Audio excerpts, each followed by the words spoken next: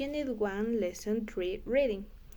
We talked to June Galloway about her book, Get Up on the Right Foot and Let the Ground Gesture Ruin Your Day.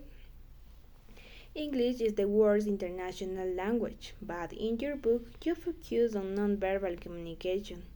Why is that so important?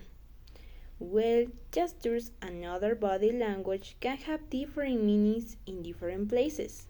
Something that you think is friendly or polite could come across as very rude in another culture.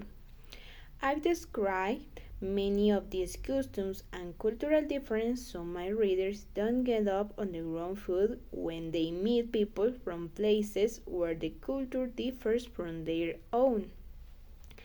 Can greeting someone in the wrong way really lead to misunderstanding? In some cases, yes.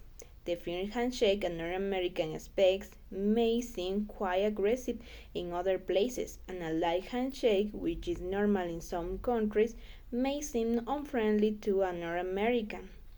In what ways can hand gestures lead to misunderstanding?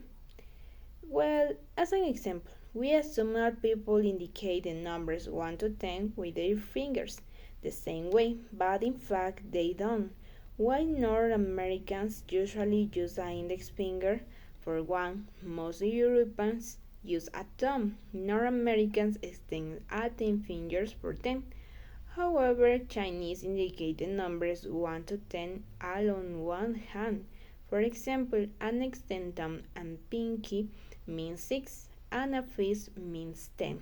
Imagine how confusing this can be when you're trying to communicate quantities and prices with your hands. What other gestures can cause confusion? Take the gesture for come here, for example. In North American, people gesture with the palm up, while in Southern Europe, that gesture means goodbye. And in many Asian countries, the palm up gesture is considered rude. Instead, people their gestures with the palm down. I've heard that in Japan, pointing with the index finger is not polite. Is that right? Yes, Japanese prefer to point with the palm up and facing up. Certainly, there must be some gestures used everywhere, right? What about the thumbs up sign for greet? Sorry, that's extremely rude in Australia and the Middle East. This is why it's so important to be aware of this cultural difference.